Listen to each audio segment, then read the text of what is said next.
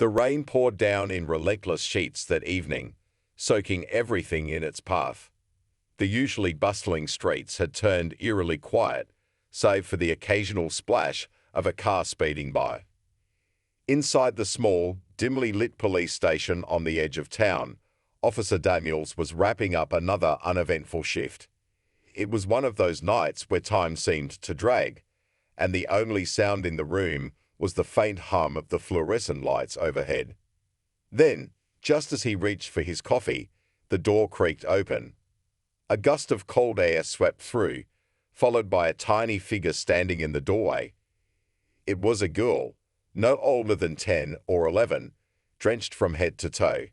Her oversized hoodie clung to her small frame, and her matted hair framed a pale, tear-streaked face. "Sweetheart, are you okay?" Officer Daniels asked gently, rising from his desk. The girl didn't respond immediately. She took a cautious step inside, her sneakers squelching against the tiled floor.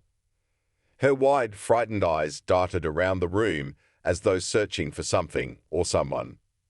Daniels could see she was scared, but it wasn't just the kind of fear you'd expect from a lost child. There was something deeper, something urgent. "It's okay," he said, trying to reassure her. "You're safe here. Can you tell me your name?" For a moment, it seemed like she might not speak at all. She hesitated, her tiny hands gripping the hem of her hoodie so tightly her knuckles turned white.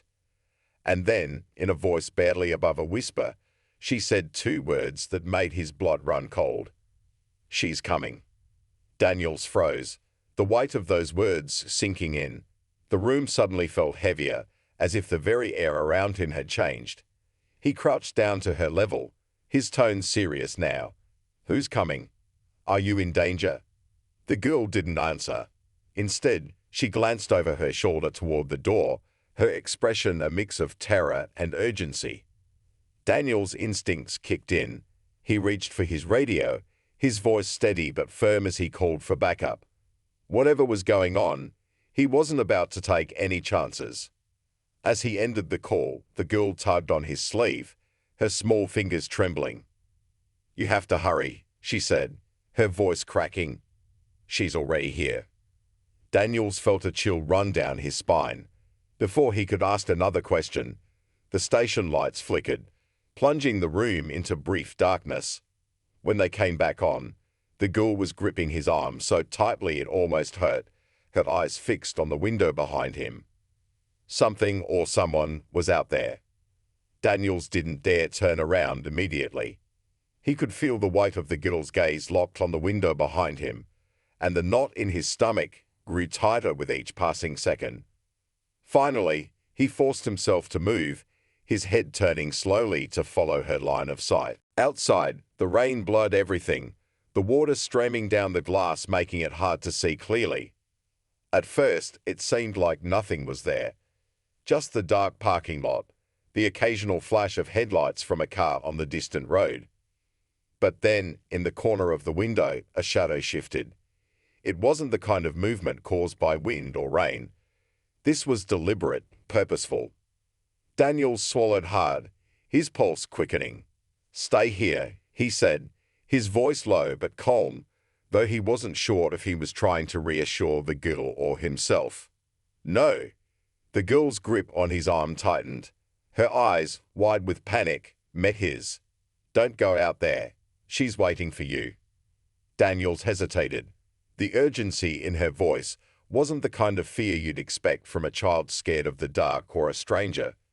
It was deeper, more visceral, like she knew something he didn't. He knelt down again, trying to meet her at eye level. "Who is she?" he asked gently, hoping to coax more out of her. "What's going on? You can trust me." The girl shook her head violently, her damp hair whipping around her face. "She'll hurt you," she whispered. "She hurts everyone." Daniels felt a shiver crawl up his spine. He'd been on the force for over a decade and had seen his share of strange, unsettling things, but this felt different. This wasn't just about a scared kid. It was something darker, something that felt almost wrong. The radio crackled to life on his belt, startling both of them. Daniels quickly unclipped it and raised it to his mouth. "Daniels here.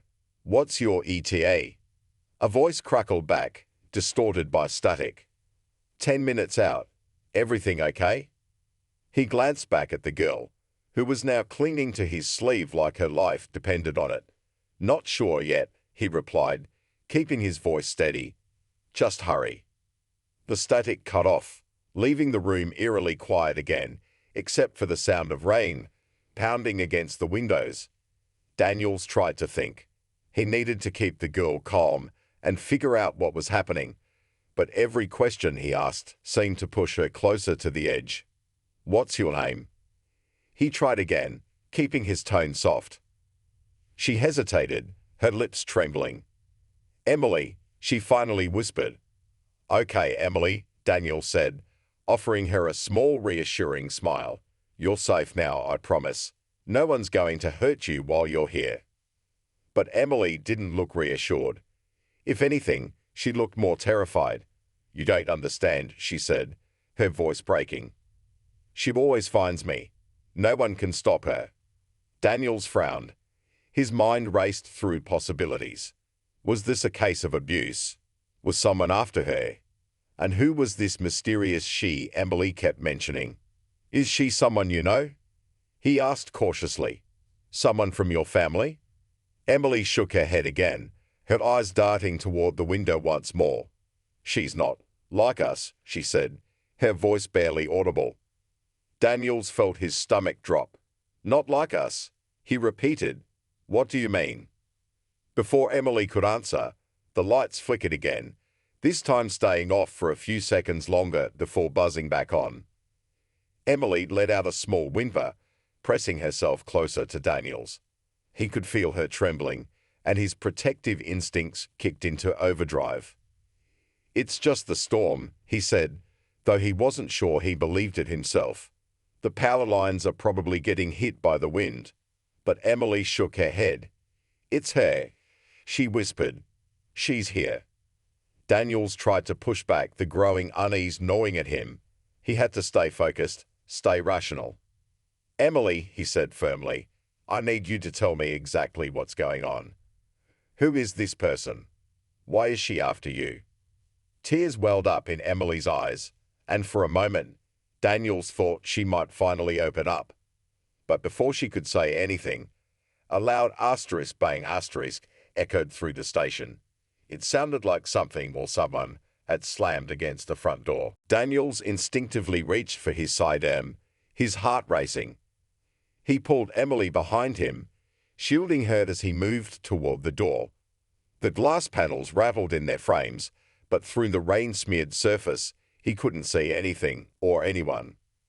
"Stay here," he said quietly, motioning for Emily to crouch behind the desk. She shook her head, her eyes wide with terror. "Don't go," she pleaded. "Please don't go." Daniels hesitated, her words tugging at him. But he couldn't ignore the noise. If someone was out there, they needed to know he was armed and ready to act. He stepped toward the door, his hand steady on his weapon. "This is the police," he called out, his voice firm. "If someone's out there, show yourself." The only response was the sound of rain hammering against the pavement. Daniels took a deep breath, his fingers tightening around the grip of his gun. He reached for the door handle, pulling it open just enough to peer outside. The parking lot was empty, the only movement coming from the trees swaying in the wind. But something didn't feel right. The air was heavy, almost suffocating, and there was an eerie stillness that didn't match the storm raging around them. Daniels closed the door, locking it behind him as he turned back to Emily. She was still crouched behind the desk, her arms wrapped tightly around her knees. "It's okay," he said, trying to keep his voice calm. "There's no one out there." Emily didn't look convinced. "You didn't see her," she said softly. Daniels crouched down beside her, his tone gentle but firm. "Emily, I need you to help me understand what's going on. Who is this person? Why are you so scared of her?" Emily's gaze dropped to the floor. For a long moment, She didn't say anything. Then, in a voice so quiet he almost didn't hear her, she said, "She's the one who took my family." Daniels felt a pang of sympathy, but her words raised more questions than answers.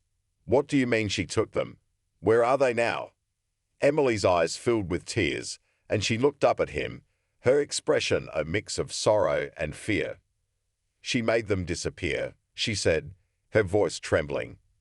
"And now she's coming for me." Daniels didn't know what to say. This wasn't the kind of story he'd expected to hear, and it left him feeling more unsettled than ever. He reached for his radio again, hoping backup would arrive soon. But before he could call for an update, the lights flickered one more time, and this time they didn't come back on. The sudden darkness plunged the station into an oppressive silence. Daniels cursed under his breath, his hand instinctively moving to the flashlight on his belt. The beam cut through the pitch black, revealing Emily's pale, tear-streaked face. She was huddled against the desk, her arms wrapped tightly around her knees. "It's okay," Daniels said, though he wasn't sure if he believed it himself. His voice felt hollow in the thick silence. "The power's just out. Probably the storm." Emily shook her head, her voice quivering. "It's not the storm," she whispered. The words hung in the air like a warning, heavy and foreboding. Daniels tried to shake off the unease creeping up his spine. He couldn't let fear cloud his judgment, not when a child was depending on him. He stood up, shining the flashlight around the room. The faint beam illuminated the empty desks, the filing cabinets, and the walls lined with faded posters. Everything looked the same, yet something felt off. It was as if the shadows themselves were alive, stretching and twisting in ways they shouldn't. Daniel's radio crackled suddenly, making him jump. He grabbed it, his voice tight as he spoke. "Daniel's here. What's your status?" A burst of static came through, followed by a distorted voice. 5 minutes out. Storm slowing us down." The transmission cut off, leaving him in silence once more. Daniels tightened his grip on the flashlight, his eyes scanning the room. He needed to stay focused, stay in control. "Emily," he said, crouching down beside her again. "I need you to stay close to me, okay? We'll be fine, but I need to know everything you can tell me about this person."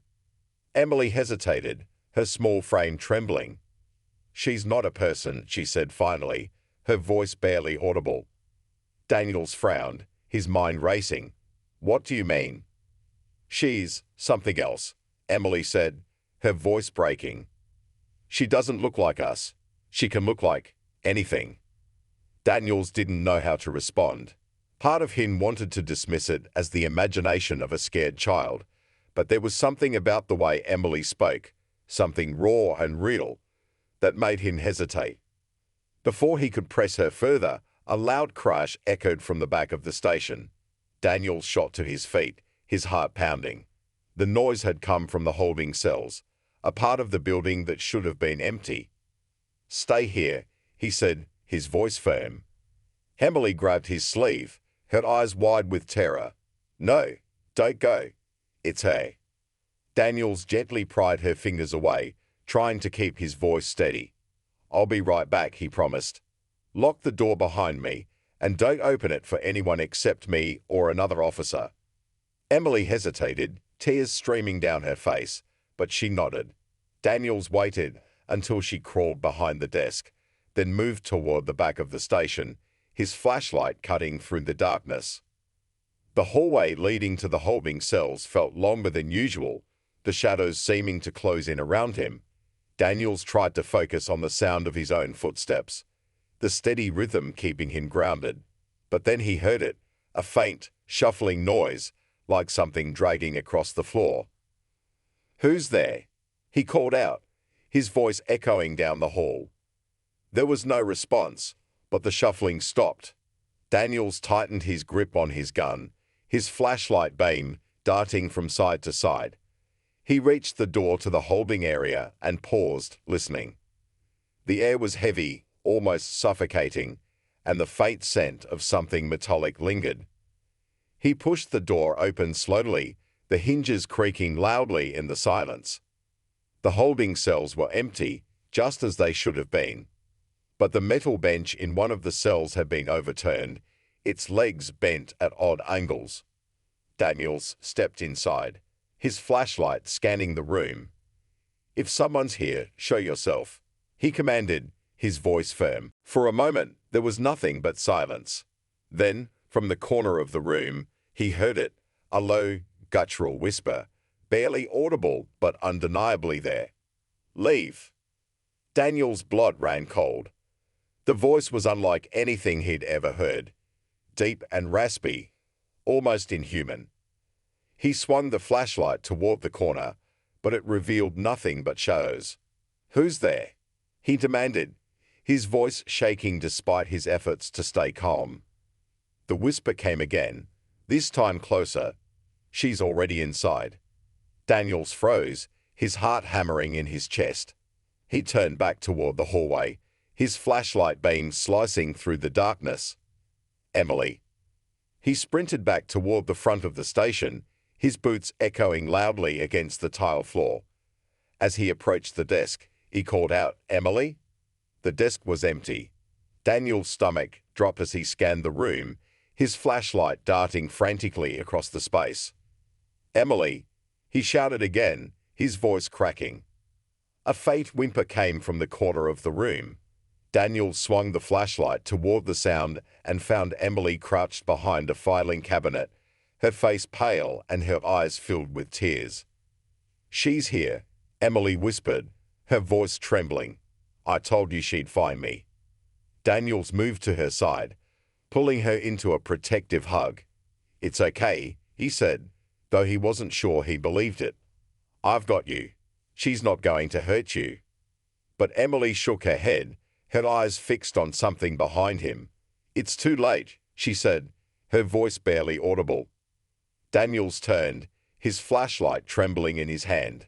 In the doorway, barely visible in the faint beam, was a figure. It was tall and gaunt, its outline blurred as if it didn't quite belong in the world around it. Its eyes glowed faintly in the darkness, fixed intently on Emily. Daniels raised his gun, his voice firm. "Stay where you are." The figure didn't move.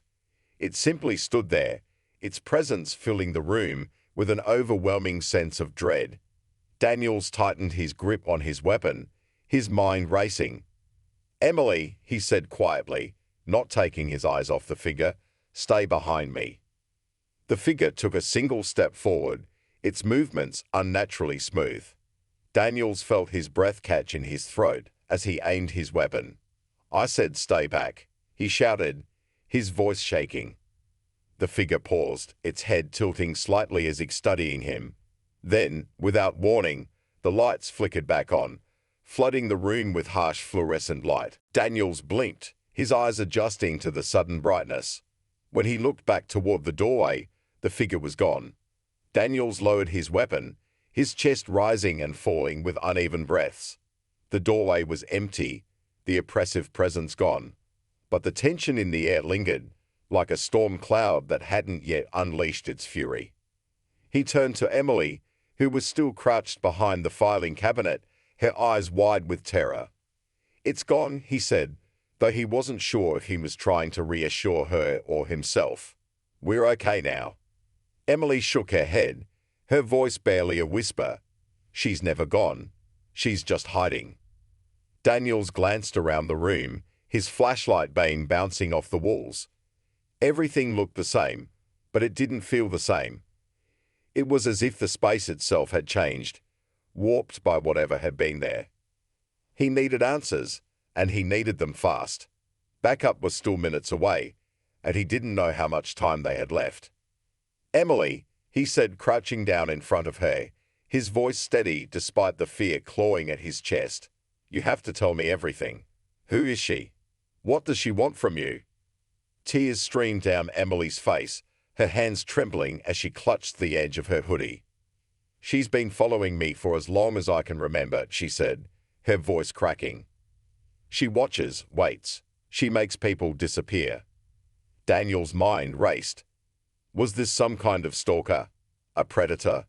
But how could anyone, or anything, move the way that figure had? And what about the whispers? The unnatural shadows? None of it made sense, but he couldn't dismiss the fear in Emily's eyes. It was too real.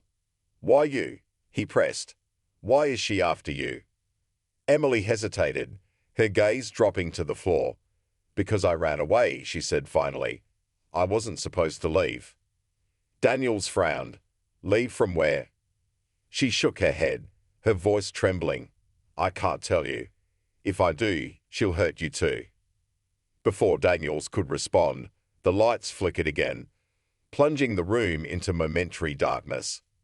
Emily let out a small cry, and Daniels instinctively pulled her close, his hand tightening around his flashlight. The light returned seconds later, but something was different. The temperature in the room had dropped noticeably, the air cold enough to see their breath. Daniels scanned the space, his senses on high alert. The shadows seemed deeper now, darker, and he couldn't shake the feeling that they weren't alone. A low, guttural sound echoed through the station, sending a shiver down his spine. It wasn't human. It came from everywhere and nowhere at once, reverberating off the walls like a growl from the very building itself. Stay here, Daniels whispered, though he knew leaving Emily was the last thing he wanted to do. He couldn't protect her without confronting whatever was out there. No, Emily grabbed his arm, her grip surprisingly strong for someone so small. You can't fight her. She's not like you. Daniels looked into her tear-filled eyes, his heart breaking for her. I have to try, he said softly. I promise to keep you safe. Emily's lip quivered, but she didn't argue. Daniels stood, his flashlight and gun at the ready, and moved cautiously toward the sound. The growl had stopped, replaced by an eerie silence that was somehow worse. Every creak of the floor beneath his boots felt deafening, each step a reminder of how exposed they were. As he approached the hallway leading to the cells, he noticed something he hadn't seen before. Long, dark streaks smeared across the floor, as if something heavy had been dragged.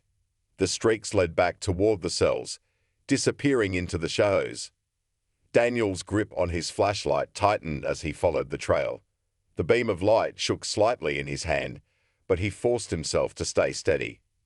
When he reached the holding area, he stopped, his heart pounding in his chest.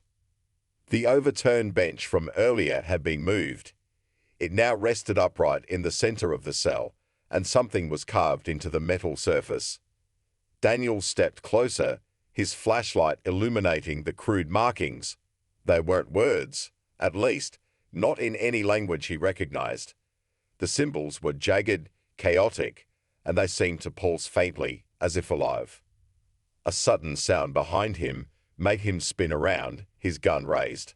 Nothing, just the empty hallway stretching back toward the main room. But he couldn't shake the feeling that something was watching him. Daniels. A voice crackled over the radio, startling him. It was backup. He grabbed the device, his voice tight. I'm here.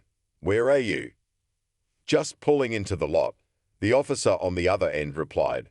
What's the situation? Daniels hesitated. How could he explain what was happening? Just get inside, he said finally, and be careful. The response was quick. On it. Relief washed over him for a moment, but it was short-lived. From the direction of the main room, he heard Emily scream. Daniels bolted down the hallway, his flashlight bouncing wildly as he ran.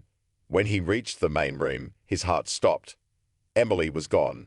The desk was overturned, papers scattered across the floor.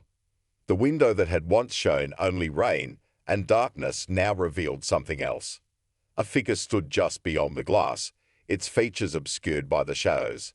Its glowing eyes locked onto Daniel's, unblinking. Emily. Daniel shouted, his voice breaking. Where is she? The figure tilted its head, a slow, deliberate motion, before stepping back into the rain.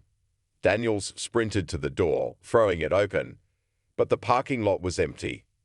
Only the sound of the storm greeted him, the figure vanishing as if it had never been there. Behind him, The sound of the station door opening made him turn. Two officers, their rain-soaked uniforms clinging to them, entered cautiously, their hands on their weapons. "Daniels," one of them said, his brow furrowed. "What's going on?" Daniels didn't answer right away. He couldn't. The weight of everything that had happened pressed down on him, leaving him unsure of what to say. Finally, he managed, "The girl. She's gone. We need to find her." The other officer glanced around the room, his expression grim. "What girl?" Daniels froze. "Emily," he said slowly. "The girl who came in earlier." The officer's eyes narrowed. "Daniels, there's no record of anyone coming in. You were alone when we got the call." Daniels' stomach dropped, the words hitting him like a punch to the gut. "No," he said, shaking his head. "She was here. I spoke to her. The officer's expression softened, but it was tinged with concern. "Let's take a breath and figure this out," he said gently.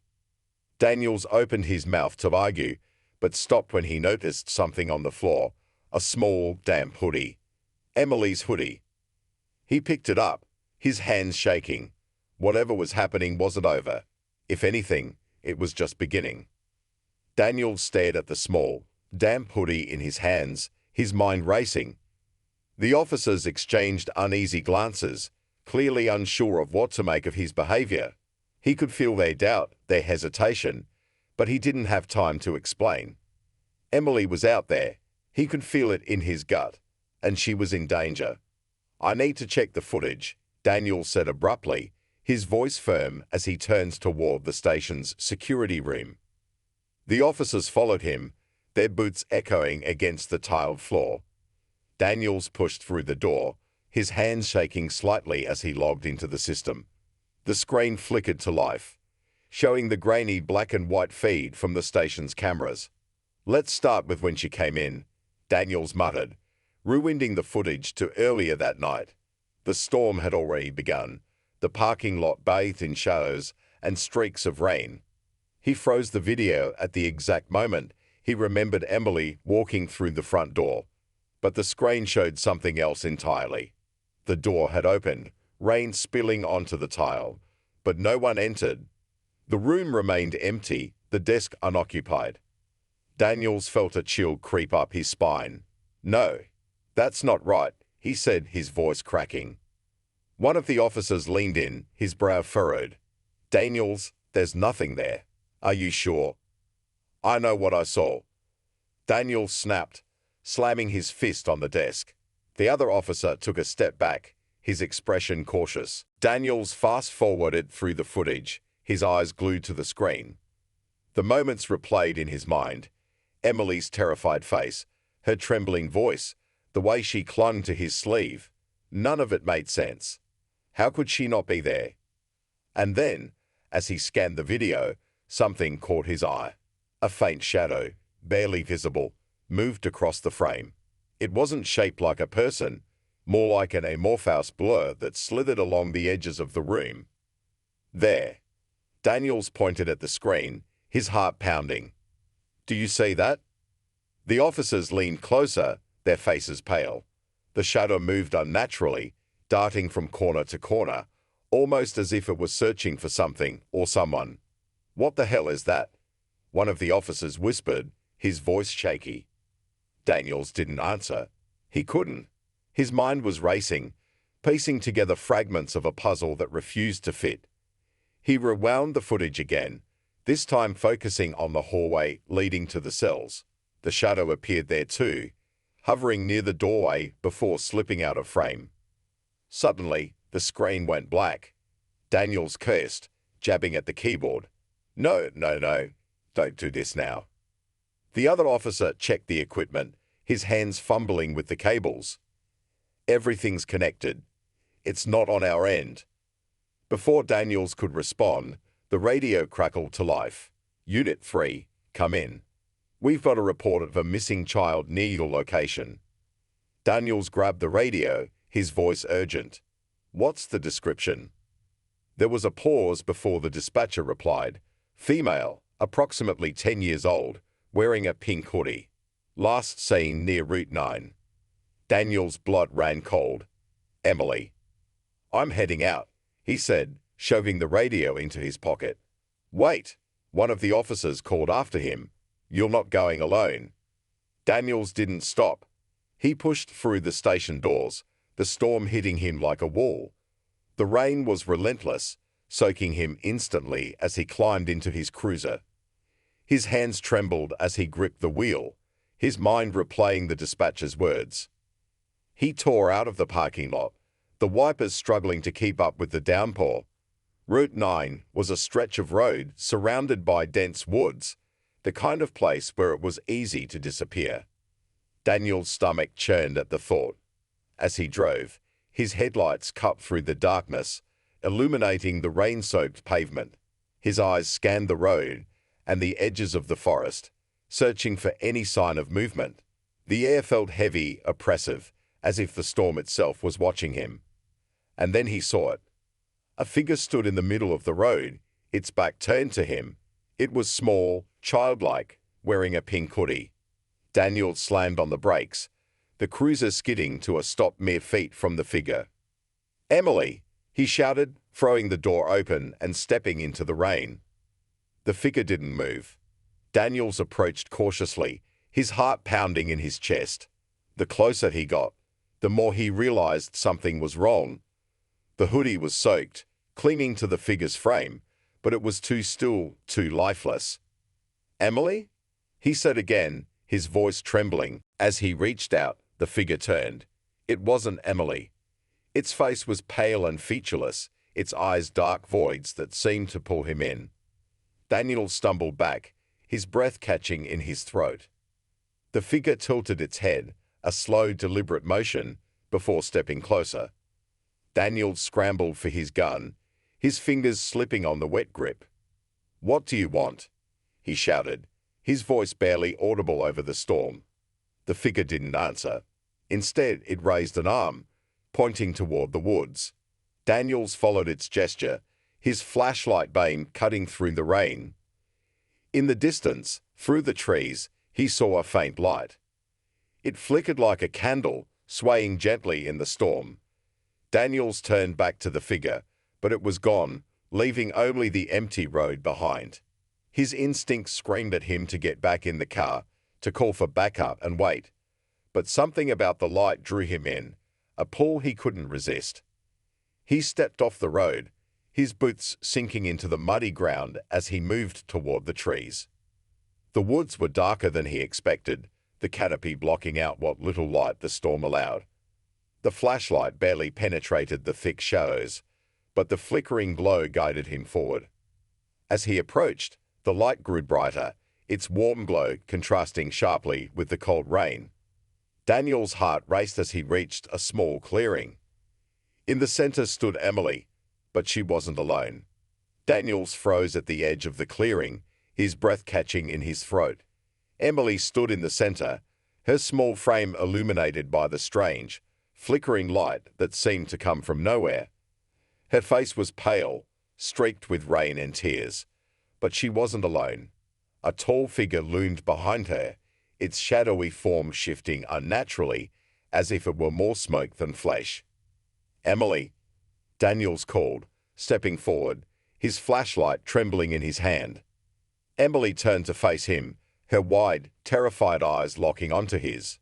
"Don't come any closer," she screamed, her voice breaking. "She'll hurt you too."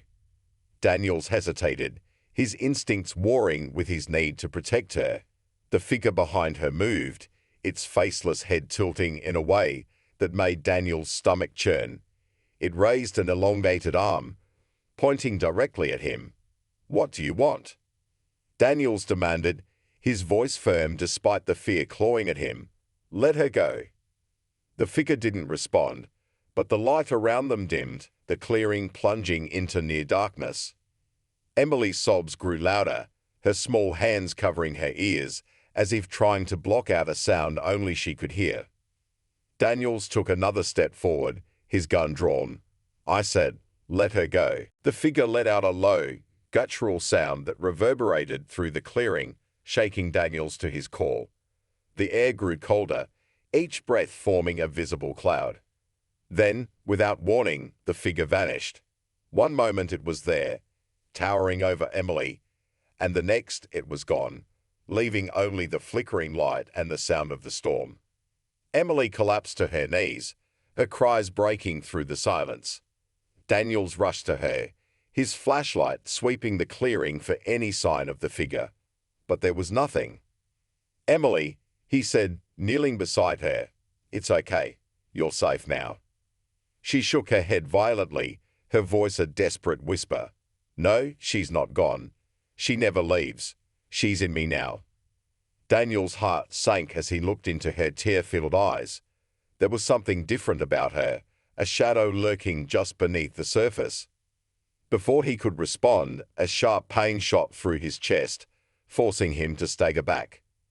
His vision blurred, and he felt an overwhelming sense of dread wash over him. Emily looked at him, her expression a mix of fear and sadness. "I'm sorry," she whispered. The flickering light surged, engulfing the clearing in a blinding glow. Daniel shielded his eyes, his pulse pounding in his ears. When the light faded, the clearing was empty. Emily was gone. Daniel stumbled back to the road, his mind racing. The storm had eased, the rain now a gentle drizzle, but the weight in his chest remained. He climbed into his cruiser, his hands shaking as he gripped the wheel. As he drove back to the station, the events of the night replayed in his mind, each detail more unsettling than the last. The figure, the shadows, Emily's final words, they all pointed to something far beyond his understanding. When he arrived at the station, the officers were waiting for him, their expressions a mix of concern and confusion. Daniels didn't know how to explain what had happened, and as he sat in the dimly lit office, staring at the small, damp hoodie still clutched in his hand, he realized he might never find the answers. But as the clock ticked past midnight and the station fell silent, Daniels felt it, a presence, cold and familiar, watching him from the shadows. He turned, his heart pounding, but the room was empty. Or so it seemed. Daniels sat in his chair, the weight of the night pressing heavily on him. The station was eerily quiet now, the hum of the fluorescent lights the only sound breaking the silence. He couldn't shake the feeling that something or someone was still there with him. Every creak of the building felt amplified, every shadow seemed to shift in the corner of his vision. He clutched the small, damp hoodie in his hands, his mind racing with questions that felt impossible to answer. He replayed Emily's last words in his head. Asterisk, she's in me now. Asterisk. The memory sent a shiver down his spine. Who, or what, was she? Was Emily still out there, or had whatever dark force pursued her finally taken over? The thought left him feeling hollow, a sense of failure creeping in. He had promised to protect her, but in the end, she was gone, leaving only questions and a lingering sense of dread. The other officers had returned to their patrols, leaving Daniels alone with his thoughts. They didn't press him for answers. Maybe they could see he didn't have any to give. He had tried explaining what had happened in the woods, but the words felt inadequate, as if they stripped the events of their weight and horror. No one outright said they didn't believe him, but the looks they gave him spoke volumes. Daniels didn't blame them. If he hadn't lived it, he wouldn't have believed it either. As the hours passed, the storm outside finally eased, leaving the world drenched and quiet. Daniels stared at the clock, his body heavy with exhaustion, but his mind refusing to rest. He reached for the radio, considering calling in to check for updates on missing persons. But as his hand hovered over the device, the room grew cold, the air thick with the same oppressive feeling he'd experienced in the clearing. Daniels froze, his breath visible in the sudden chill. His eyes darted around the room, landing on the hoodie that now seemed to radiate an unnatural energy. The lights flickered, casting shifting shadows across the walls. He stood slowly, his pulse pounding in his ears, and backed away from the desk. The hoodie lay motionless, but it felt as though it was watching him, drawing him closer despite every instinct screaming to run. "Who are you?" he whispered, his voice barely audible. "What do you want?" The room remained silent, but the air grew heavier, pressing against him like a physical weight. Daniels reached for his flashlight, the familiar grip grounding him slightly, and aimed its beam at the hoodie. For a moment, nothing happened. Then the fabric began to shift, as if moved by an invisible hand. Daniels took a step back, his heart racing, as the hoodie slowly unfolded itself, lying flat on the desk. In the center of the fabric, a single word appeared, written in what looked like ash, *home, *. Daniels stared at the word, confusion mixing with fear. "Home?" he repeated, his voice shaking. "What does that mean?" The lights flickered again, and when they stabilized, the word was gone. The hoodie was just a hoodie, damp and crumpled on the desk. Daniels let out a shaky breath, unsure whether he was relieved or more terrified. But he couldn't ignore what he'd seen. Emily had tried to tell him something earlier, something about leaving and not being able to go back. Whatever had happened to her, it seemed tied to a place, her home. Grabbing his phone, Daniels searched for the reports tied to Emily's description. It didn't take long to find a case that matched. A 10-year-old girl named Emily Parker, missing for over a year. The report included a photo. Her face was younger, happier, but it was unmistakably her.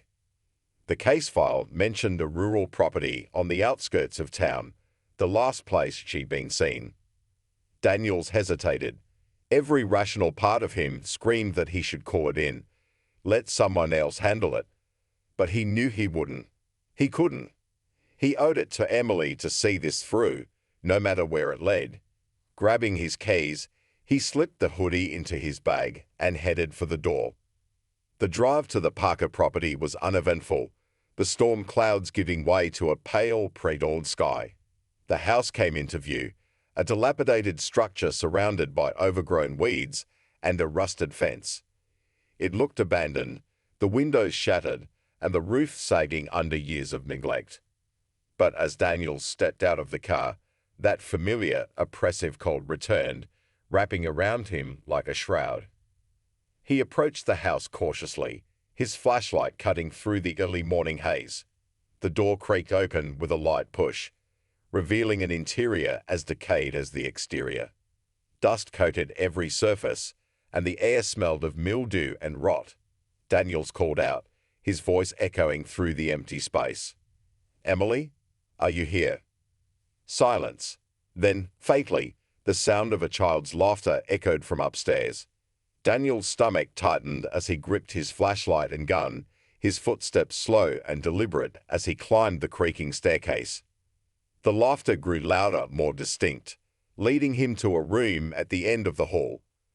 The door was ajar, revealing a small, dimly lit bedroom.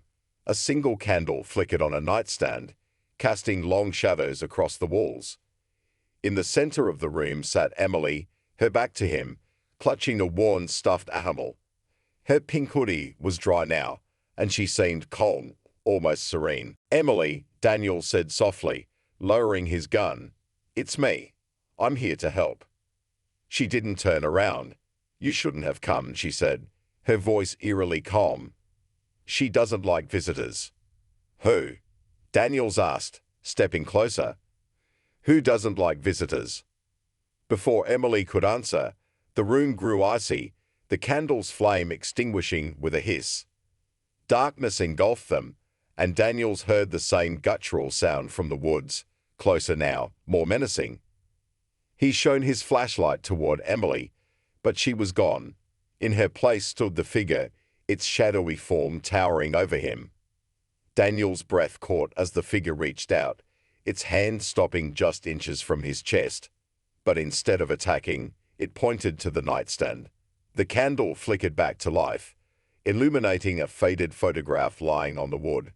Daniels picked it up with trembling hands. It was a family photo. A man, a woman, and a little girl, Emily. But the shadows in the background were wrong.